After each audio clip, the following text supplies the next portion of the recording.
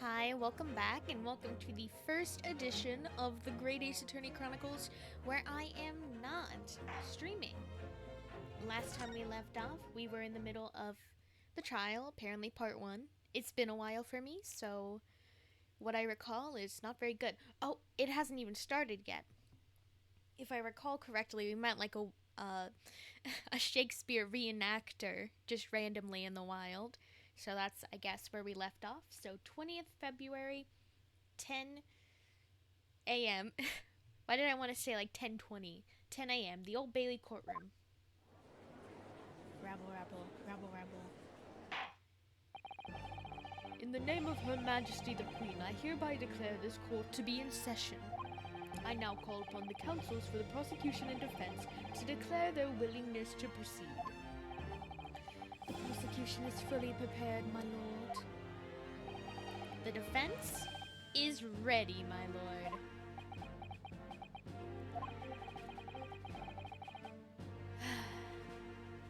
Just skip it. Just imagine like the lamest guy you could ever imagine. I'm just gonna skip whenever he does these lines. Sorry, what? Lord Strongheart has told me all about you. That you are a student who arrived in London but 2 days ago, a mere amateur. Do you have a point? Being a compatriot, you feel compelled to try and help the accused, I suppose. Typical me being an asshole. Forgive me, but I do not believe arrogance is an appropriate description. Suzato-san. After all, at our previous encounter, the defendant was found to be innocent. Well, then let me get a sip of my wine. I mean blood. Very true, and a most fascinating, if dark, trial it was too. The tragic conclusion came later, of course. Here's to the acquitted and his unfortunate violent end. Rabble, rabble, rabble, rabble, rabble. That is hard for me to say. Thank you, counsels. I see both sides are fine fettle. Now, ladies and gentlemen of the jury, are you ready to carry out your duties here in court as impartial members of the public? You never know when you might be down on your luck, but I believe in fair play for everyone. Well, I must warn you, I'm rather more ruthless than I appear. Oh well, not me. What you see is what you get. I'm a peace-loving fellow. I'm afraid to say I think it's quite possible that the mustached foreigner did the deed. I changed her voice. Come on, what we waiting for? No doubt he did it anyway. Sorry, didn't quite catch that. That was a weird voice for him, but I'm sticking with it. Very well, let us proceed. Your opening statement, if you please, Lord Van Zeeks. Very recently, Great Britain signed an alliance with the rising power in the Far East. They accused in the dock today is a student from that same land, a certain Mr. Soseki Natsume. And while our country has extended this foreign student the warmest of welcomes, regrettably, the kindness has not been returned. In fact, this student is accused of a most sinister act. Of plunging a knife into the back of an innocent woman who was doing nothing but walking down the street. A knife crime? I tell you from bitter experience, those are the worst. Bloody oath they are. Just look at that sallow complexion and short. Oh my god. Short stature. He's one of those dreadful Japanese. Come on, let's get it over with. With me or without me. 1, 2, 3. Is that good? That's not a good accent either. Sorry, didn't quite catch that. I'm just characterizing juror number 6 as a gnome. You, sir, are a gnome from the video games and the tabletop. Pray forgive the discourtesy of smashing my hallowed chalice here in this great chamber. Allow me to call the first witness to the stand. Very well. Bailiff, lead the inspector in, please. Oh, it's this guy. Okay. Your name and occupation, please. Yes, sir. Tobias Gregson, Detective Inspector at Scotland Yard. Would you please summarize the events of the case for the court, Inspector? The victim is thought to be a young woman in her 20s by the name of Olive Green. I beg your pardon, Inspector. Thought to be? Yes, having been stabbed in the back by an attacker's knife, the victim fell unconscious. That was 3 days ago now, and she's been comatose ever since.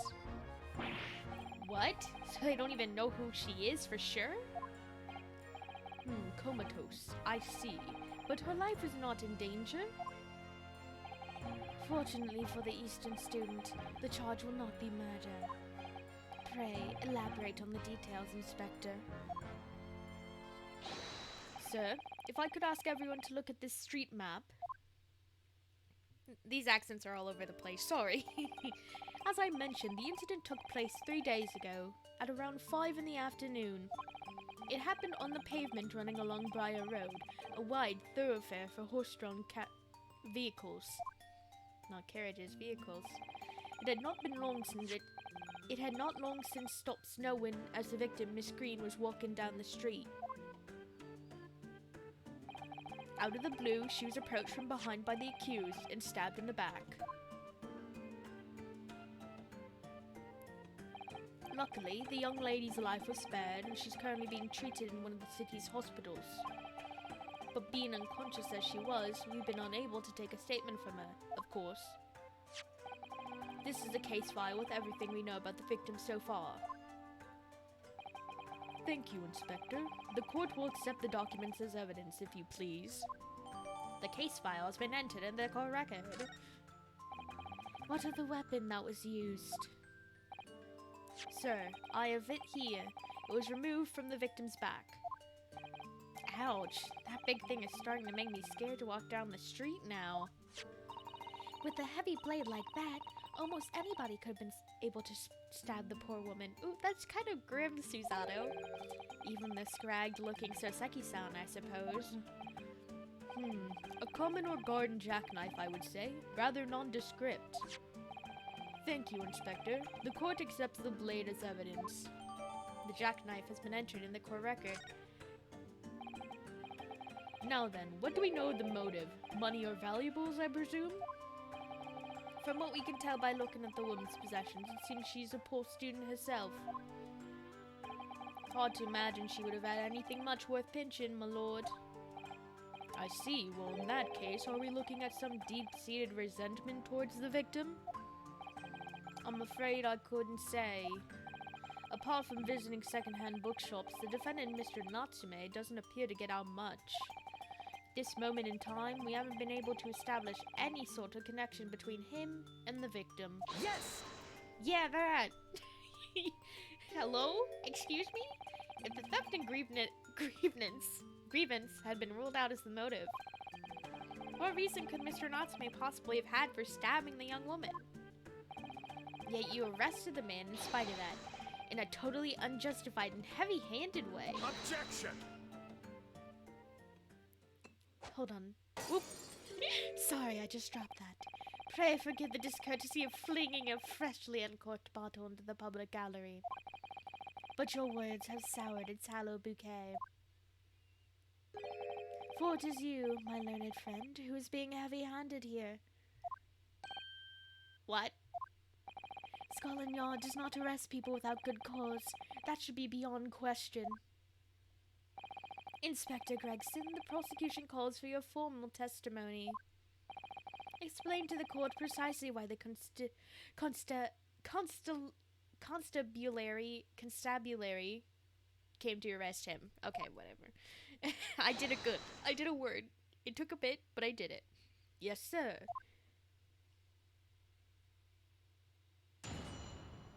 Witness testimony. Mr. Natsume's arrest. As I said, it was 5 o'clock in the afternoon when the incident occurred, and there was an unusually light fog. Visibility was reasonably good, and there was no one else but the victim and the accused. Out of the blue, the victim was stabbed from behind and subsequently collapsed on the pavement. The accused ran off, scattering his belongings all over the floor, those being a number of old books he had just bought. He was on his way home from a bookshop, it seems.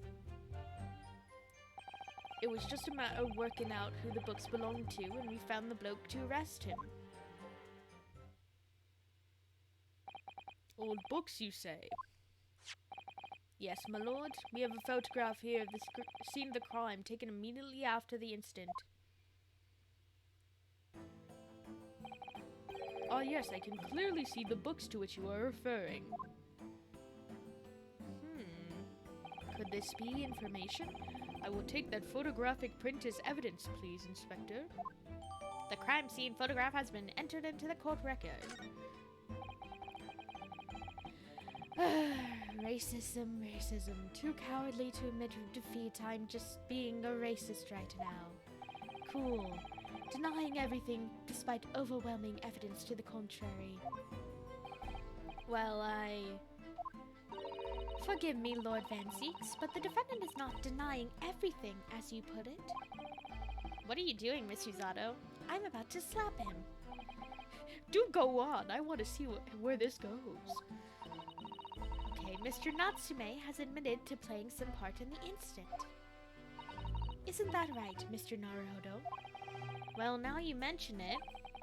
When we visited him in the prison yesterday, he did tell us what had all happened. As I was walking down that accursed pavement, I could make out the sole silhouette of another ahead of me. A woman, wearing a green overcoat she was, and just as I went to overtake her, she suddenly let out a little scream and collapsed onto the cold, hard slabs of stone at my feet. I was terrified. I had to get away from there. So I ran. I ran as fast as my legs would carry me back to my accursed lodgings.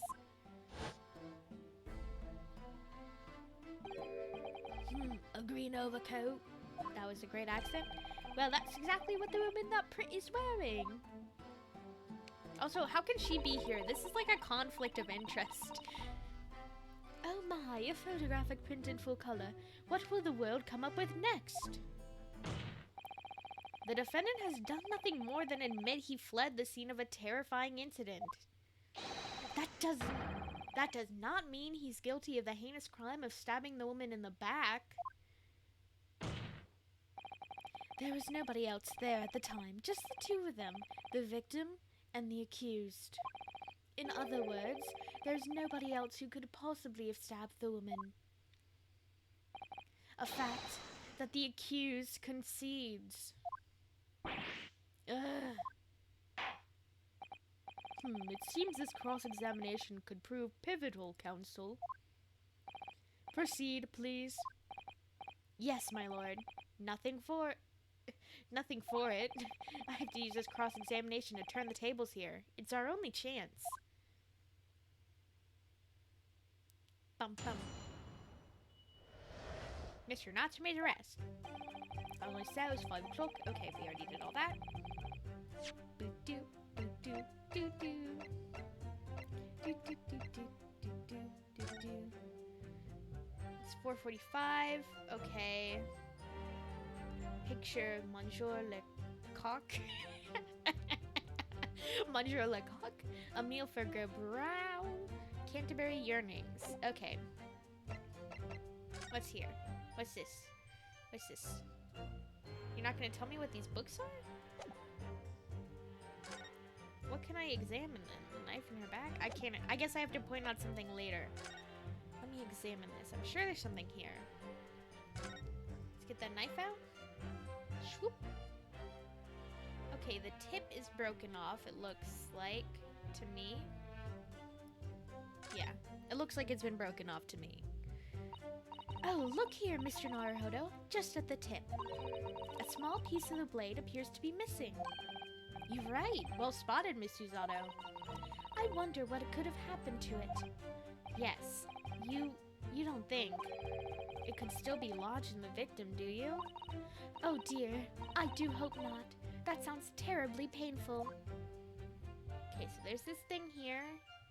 That looks like a dent in the knife, like it was stabbed. No, that's just the way the knife fits, I guess. What's this on the back? Is that anything on the back? Is there anything on the back? Is there anything? Anything else? No, it's just if I want to open it. Is there anything else on the knife to examine? Maybe on the other side? Maybe down? Nope. Don't think there's anything else there. There's a case file. East side, victim remains unconscious. Her appearances gleaned from her personal effects. Other details. Okay. Single stab wound. Okay. Local map. Anything here? Where is this again? It is your books. Cool. Okay, so I do need to press stuff, so I'm just gonna press. Unusually light fog. Hold it! Was it unusually light? A light fog, you say? Well, light for London. You could see the opposite side of the street for once. Not much farther, though. That's light, is it? Around these parts, yes. Not something I'd expect a Japanese fellow like yourself to know, of course. I've read that London is famous for its fog. But in my country, people usually imagine that gives the city a rather beautiful appearance. How quaint. Yes, well, it's not something us Londoners tend to romanticize, as I expect you can appreciate. I see. This time of the year, like, just because at this time of the year, the fog causes a large amount of accidents, especially when it's heavy. What if I just changed his voice to that? I'm not, but I could.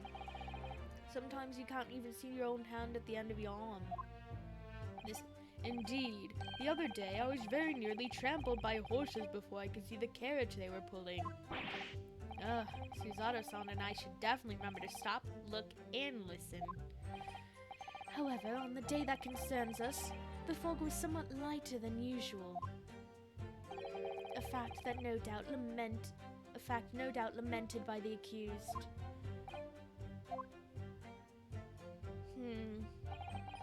So here is reasonably good. There's no one else about but the victim and the accused. Out of the blue, the victim was stabbed from behind and subsequently collapsed. Accused ran off, scattering his belongings over the floor. Those being a number of old books.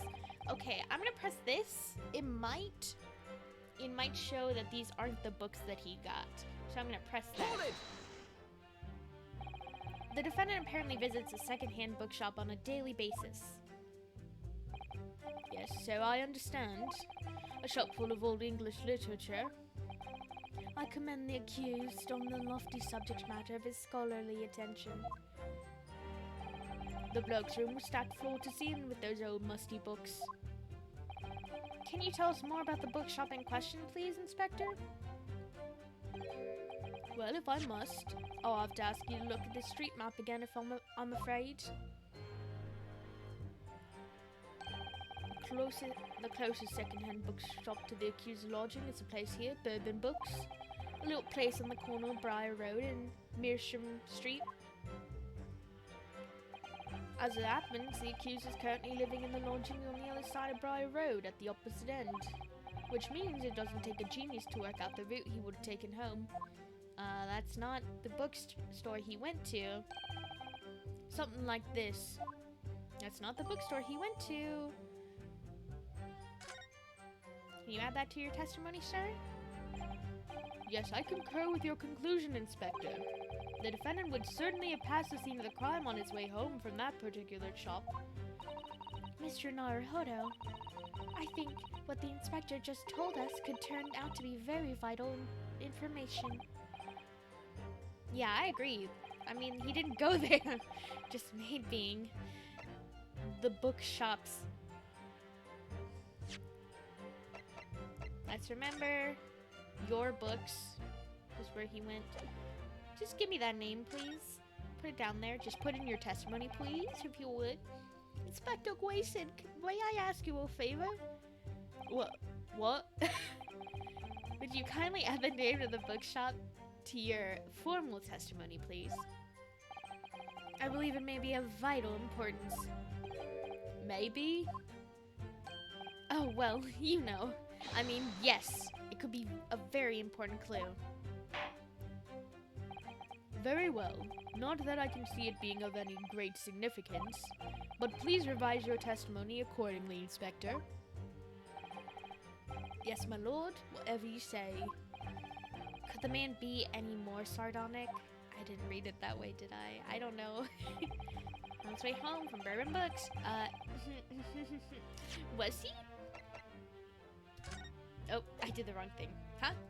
Was he? Objection! If I could just stop you there, Inspector Gregson. What is it, Sunshine? I'm a busy man, you know. This is a receipt that we found in Mr. Natsume's room. It was issued on the day of the incident, and details the purchase of 3 secondhand books. And you found that in the accused's room, did you? Yes, but the point is not where the receipt was found, but the name of the shop printed on it. Go on.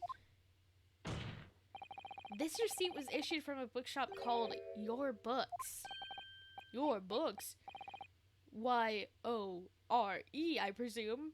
Why did that take me so much to spell? I'm in a weird headspace right now. I'm just fucking living in it. Living in the sauce. Yes, my lord. So, Mr. Natsume did indeed purchase a number of books at a secondhand bookshop that day. However, the bookshop in question was not Bourbon Books. Eh? What? Inspector, do you know of this other bookshop? Yes, sir. Your Books is another second-hand bookshop not far from Bourbon Books. It's just that, well, it's such a small place, I didn't think the accused would have known about it. Objection!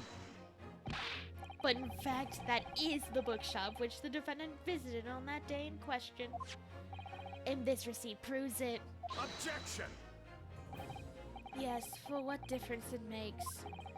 Wherever the man purchased his musty tomes makes no difference in the final analysis. Objection! I disagree. I mean, after all, I have the street map here, if that might be of help. Oh, yeah, thank you, Susanoo. Have a look at, this, please. If the defendant had been returning from Bourbon Books,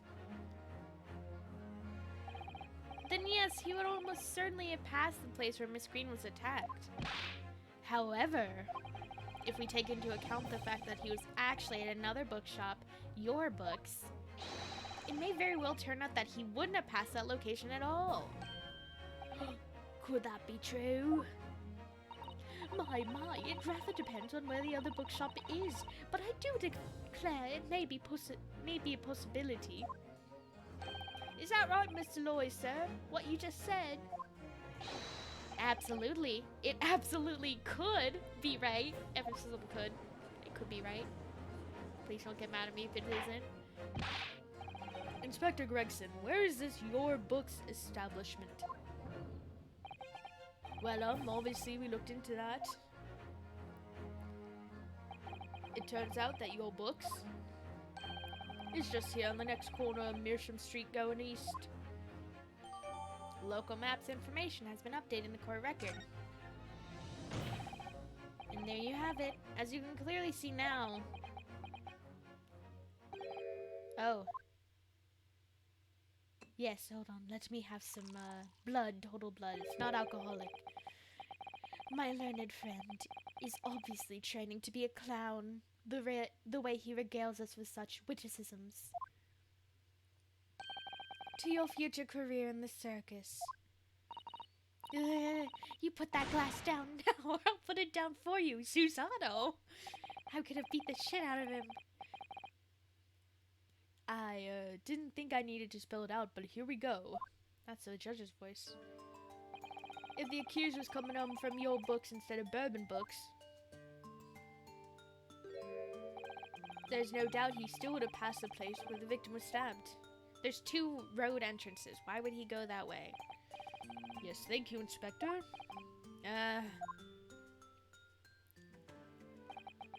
Allow me to reiterate for my learned, if somewhat slow, friend. Gucci. Wherever the man purchased his musty tomes, it makes no difference in the final analysis. Ow! Rabble, rabble, rabble, rabble. Okay, I'm just gonna adjust myself in my chair. As I suspected, you can't fool me, and I don't suggest you try. What did I say, eh? I had enough of this. Beg your pardon? Terribly sorry, but would you mind repeating that? Mr. Naruhodo, we mustn't give up. What did you mean? If the prosecution's assertion is correct, then members of the jury may very well decide Mr. Natsume is guilty. Ah, she's absolutely right. We must consider the assertion you just put forward by the prosecution. Oh, not you. The prosecution put forward very, very carefully. They claim Soseki-san must have passed the location of the incident on his way home, but there's two paths. The assertion just made by the prosecution is fundamentally flawed. There's two paths. You can take the road two ways. Explain yourself, counsel. There's two roads. Yes, my lord. You can see what I mean on this map. When returning from your books to his lodgings, Mr. Natsume could have followed the route suggested by the prosecution.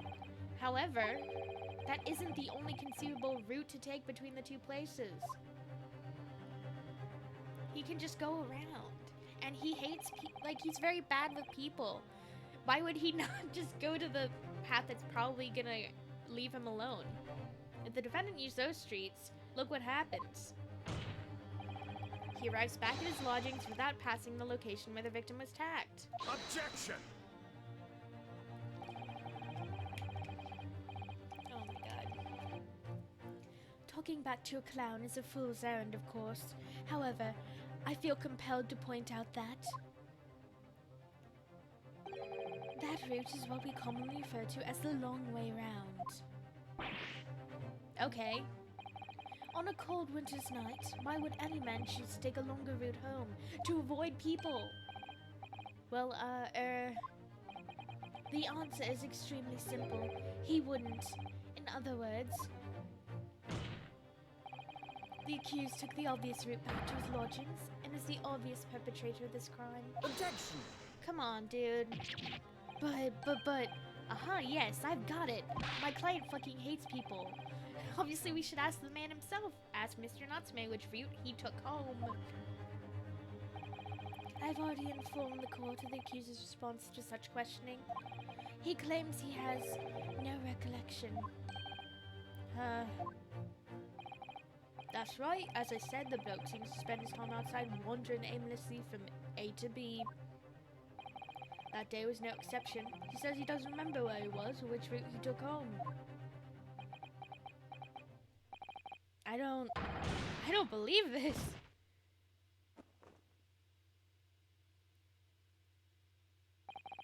I thank you, my learned friend, and I suggest we do not waste any more of the court's time by wandering aimlessly around this subject. Pray, what say you, insightful jurors? But even if that's the case, the defense still... Who is holding it? Oh. Whoops. I agree with Lord Van Zeeks. Wholeheartedly and in every way. What? I don't believe it. Does this mean we members of the jury are completely convinced now? That's all it took. I'm figuring out that the mechanic of basically coming up with contradictions within the jurors themselves is going to be a big mechanic in this game. Which is why everyone's like, nope, we're ready to decide. Which I guess is more I guess that's historically accurate. People were really thirsty for the punish criminal thing back then. Very well, in that case I hereby call upon the members of the jury to present your findings to the court. Guilty! Oh, Guilty. your voice. Guilty. I did a good job on him. Guilty. Not on him. Guilty. Guilty. I need to remember their voices for if I do that. Come on, dude. Come on. This is like bad court. Your court's bad, King. It would appear the jury's leaning is unanimous. Susato, we gotta do it again, buddy. To the insightful members of the jury, I applaud your brave resolve. You serve King and Queen, you serve Queen and country admirably. Mr. Naruhodo. No, not yet. This isn't over yet. I still have one last chance to sway the opinion of the jury. I'm gonna freaking take it. I have to tip the balance of those scales the other way. I have to turn this around. Somehow. Those are the eyes of Corey. Not yet what? Oh, hold on. Let me fix this. Sorry for the bad audio experience, but those are the eyes of Corey, not yet willing to give up and die. Yeah? What of it? So I presume you intend to wield your rights again in this trial. Rights of the defense written into antiquated British law that should have been buried long ago. Damn right I am. Call it antiquated if you will. But it's the defense's prerogative to carry out a summation examination if it so chooses, and I'm choosing, okay? Very well, counsel. In accordance with the letter of the law, we shall proceed with a summation examination. Are the members of the jury ready, Mr. Foreman? Of course we're ready. I'm all too familiar with that whippersnapper and his Onkus refusal to throw in his alley. Very well then. Ladies and gentlemen of the jury, you will each explain on what grounds you have determined the defendant to be guilty. Okay. Let's turn this around. Judicial Findings. The juror's contentions. For pity's sake, that little oddity has already admitted it himself. Blah, blah, blah. He did it though. If he said that a woman in green collapsed before his eyes, why, it could only have been the victim. The man wouldn't have gone around the house on his way back from the bookshop, not in winter. So the poor woman was attacked from behind, was she? How dreadful. I really don't care. Can't we just wrap this up now? We've got work to be doing. Your books, yes. Nice shop that. But bourbon books? No, not worth a visit. He didn't go to the bookshop. With only minor exceptions, the reason for finding the defendant guilty are all too clear. When the stabbing occurred, the only two people at the scene were the victim and the accused. And the accused himself has admitted to seeing the victim in her green overcoat sinking to the ground before his eyes. Furthermore, we have heard from the inspector that the defendant then fled the scene. I must say, I would have ample grounds to convict this man already. Oh dear, even the judge appears convinced of Mr. Natsume's guilt now. Why do you have to run away like that? And how are we supposed to believe in some phantom attacker that nobody could see? This is impossible. How can I possibly make a case for the defense? Mr. Naruhodo, this is no time for grumbling. If we want to force the trial to continue... Yes, I know, I have to turn the tide. I must make the jurors change their minds. Well, 4 of them at least. Exactly. We have no choice but to forge forward. You have the floor, counsel. Begin your summation examination. Yes, my lord. I'm doing it. Cool. I just need to keep this trial going somehow. Whatever it takes. Come on, Ryunosuke, you can do it. Trying not to yawn. Oh. There he is. In all his glory. The defense's rebuttal. Pity's sake, that little admitted it himself, didn't he? No, he didn't. He said the woman in green collapsed before his eyes. Why? It only could have been the victim. Man wouldn't have gone around the house on his way back from the bookshop, not in winter. Well, a woman was attacked from behind. Was she? How dreadful? We don't care. Can't we just round this up? Room books? Tell me more about this. Hold it! Sorry? Folded, you said? Fold what? No. What I said was hold it. What I wanted to ask was, do you visit your books often? I like the old books they have there, yes. I enjoy reading them over a nice cup of old tea. That's my daily routine, you see. Same thing every day, including the day you're talking about. Is it him? And what time did you visit your books on the day in question? Well, I was picking out books in there all afternoon, and it would have been just before 5 that I left. That's my daily routine, you see. Same thing every day, including the day you're talking about. Just before 5, you say? Exactly when the victim was attacked. Are you sure about that time? Oh yes, no mistake there. I remember it well. I'm not about to forget that day in a hurry, not after the dreadful time I had. What do you mean? Well, I was walking down Calabash Road when I slipped on ice and donked my head. It's always worse after the snow stopped falling. That's when it's most slippery.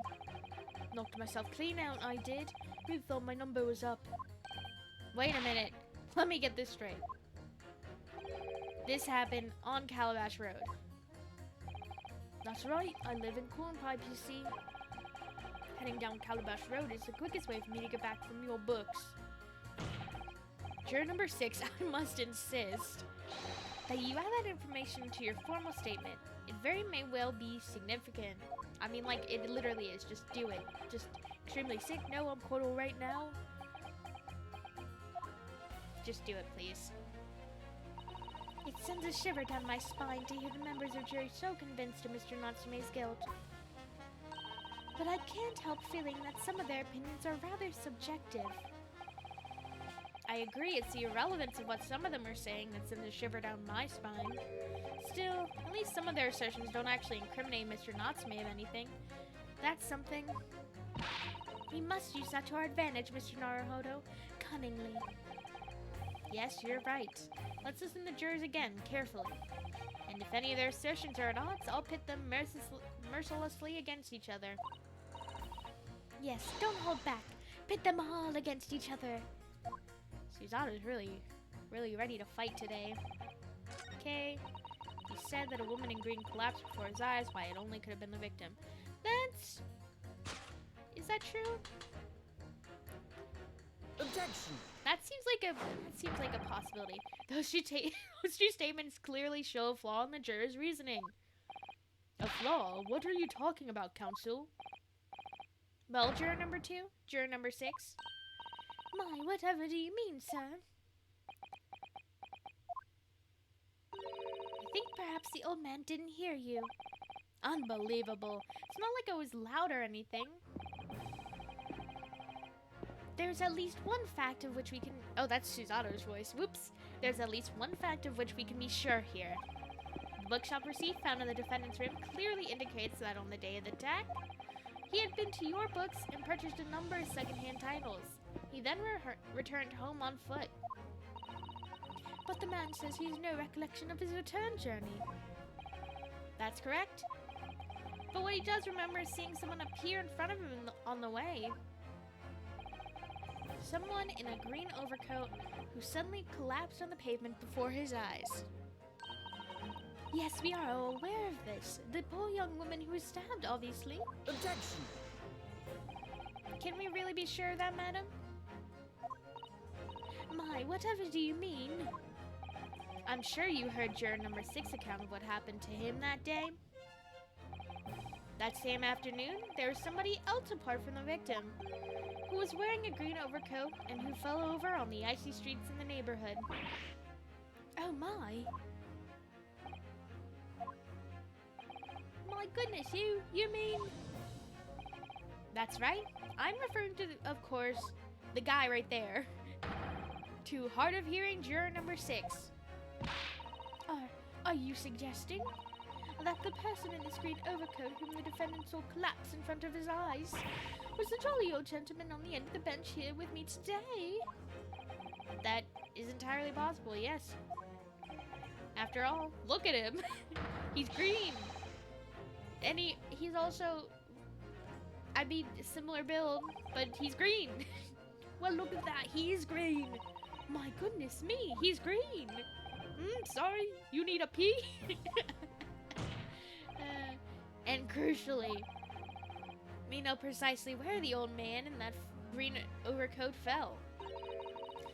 On Calabash Road. Therefore, if the person whom Mr. Natsume saw collapsing in front of him was in fact juror number 6, it means the defendant must have taken the long route back to his lodgings. And if that's true, then clearly the crime scene on Briar Road where the woman was stabbed was not on his way home. Oh my. You idiot man, if you'd been so daft as to be roaming about there, we'd have booked this off hours ago. And really, what were you thinking wearing such a befuddling coat? What did you say to me? Is it a crime for the elderly to walk the streets these days, huh? Is it a crime to slip over on the ice? Is it a crime to keep up with the latest styles and wear a beautiful green overcoat, is it? Oh. My lord, I do hope it wouldn't cause any inconvenience, but... You would like to change your leaning, I presume? I do declare that I would. I should like to call for a verdict of not guilty. Thank you. And I would too. What? Is it a crime to change your mind, is it? Well... He's so cute. His design is so cute. It's so adorable.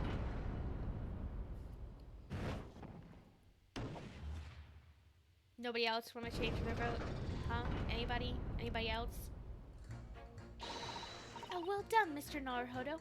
That was wonderful. Well, we've managed to change a couple minds at least. It strengthened our position somewhat. Yes, and it will prompt the other members of the jury to reconsider their stance as well. They'll be asking themselves if their current leanings are really right or not. Now, if we could just identify one more clue or discrepancy that would make them stop doubting Mr. Natsume, we might be able to tip the balance completely. Yes, that's exactly what we gotta do. Manzeeks is looking to bring this trial to an early conclusion. That's what we have to prevent by whatever means at our disposal. And with that, I will see y'all in the next episode where hopefully we'll get that Summation Examination all hammered out. And then who knows? Maybe we'll get a not guilty. Probably not this early. We know Ace Attorney logic. But thank you for joining me. See you in the next episode. Goodbye!